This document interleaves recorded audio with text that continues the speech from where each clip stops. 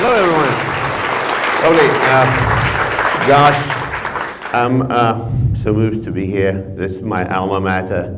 A lot of nostalgia, and gosh, I'm nervous today. I don't think I've been nervous for a long time. So, guys, what I wanted to speak today is about something that I think is super, super important in this world today, something that I deeply care about, and something that I've been involved personally, very deeply, like nearly to the complete nervous breakdown, because we were trying to do something very, very difficult. We were trying to talk to people who think differently. And that is not an easy thing to do, I tell you. But I think in this world, and the way it is now, is something that we really need to learn to do. And just to give you a context, how that happened, because it was sort of a laboratory. It was a real life experiment on a huge, huge scale that we did. So I don't want to talk much about this in perspective of the war, but I want to mention it because it happened in that environment. So as we know, 4 years ago, the big war started. And Russia was immediately blocked from independent media and social networks, and they were not getting information into. And a lot of people in our countries were thinking what to do, and I and my friends, we came up with an initiative that became known as Call Russia. With what we've done, we've downloaded 40 million phone numbers from open sources, and we built a platform rallying people to call into Russia and tell Russians what is going on there, right? So it became massive just in 4 weeks, and went for 1.5 years, but in the first opening 4 weeks, we got more than 130,000 calls. So in fact, nearly 50,000 people from around the world, they picked up a phone and called into Russia. And we got them from 132 countries, so from all over the world. And we got like nearly 50% of calls going through, and nearly about 50% of those judged as successful conversations between people who think very differently. So, but the thing is, how do we get there, and how did it happen? And this is where I start. Is it's like, how did we speak to Russians? So when we were building, so that was a very, very quick job. From the start of the war, in 2 weeks, we had everything running. But because we wanted to do this, it wasn't just sort of throwing that platform in the wind and hoping things going to happen. So we were trying ourselves, and we were trying to see how that's going to work. And our first instinct was that what's going to happen is we're going to pick up the phone, we're going to call into Russian random numbers. People are going to pick up the phone, we're going to tell them they are stupid, and they don't know what is going on, and we're going to tell them the truth. That was our naive assumption going into that project in the heat of the war. Our first learning was, when we reached out to Russians, was that they thought they are not stupid. We are, in fact, stupid, and they got us to tell what is really going on, right? So this was becoming a shouting match, right? Like two parties shouting at each other. It's exactly what happens when two people who think differently get in conversation. It's not happening, right? So very, very early, before we launched platform, we thought, oh shit, this is not how we want this to be, right? There's no point in it. There's no point for people to shout at each other. So we said we better get prepared for the calls.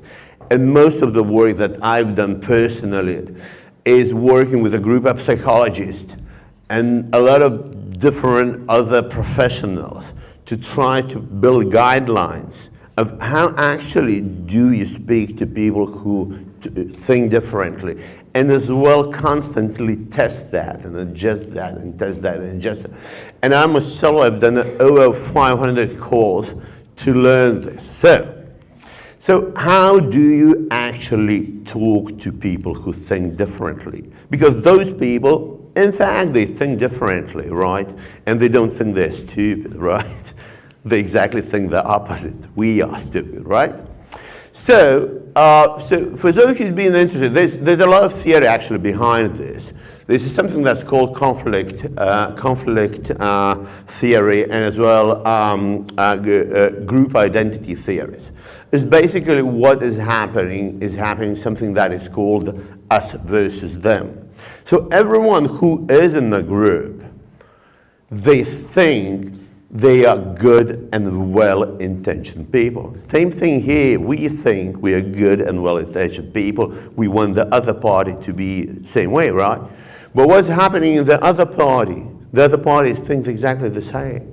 So the things Russians doing is not because they think they're bad people, right?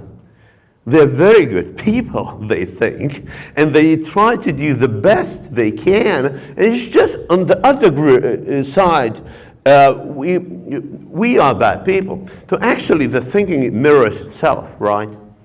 And the problem within this, the way the conflict works, is that you can't accommodate in your head like two stories, like we are good people and we have a conflict with them. What does it mean about other people?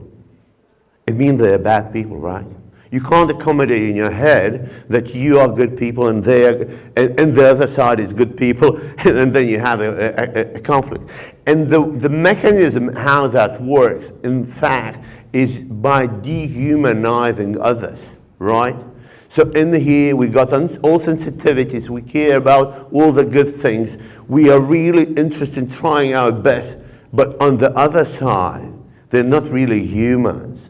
They are like, you try to reduce them to machines, robots, badly intentioned. And the way a lot of people try to solve this is actually addressing people and trying to talk on scale through automation. And that doesn't really work. Where you have like pre-recorded messages, emails, and so on and so forth, because this is a machine thing. So our answer was, it can work only on a human-to-human level. So if we can connect to the other side, and they can see a well-intentioned human being who's trying his best and has all the sympathies for the good causes, over time, you cannot resist this. You can't dehumanize the person anymore, and then you start connecting. And that is the main mechanism, how it works, why this human connection is so powerful. So the way this worked, there were three key principles. First, transparency. So we were calling out into Russia, trying to speak with people who think differently. First thing, we didn't pretend we are someone else on a different mission. I would tell them, I'm Paulius, I'm from Lithuania, I'm working for this project, this is why I'm doing this.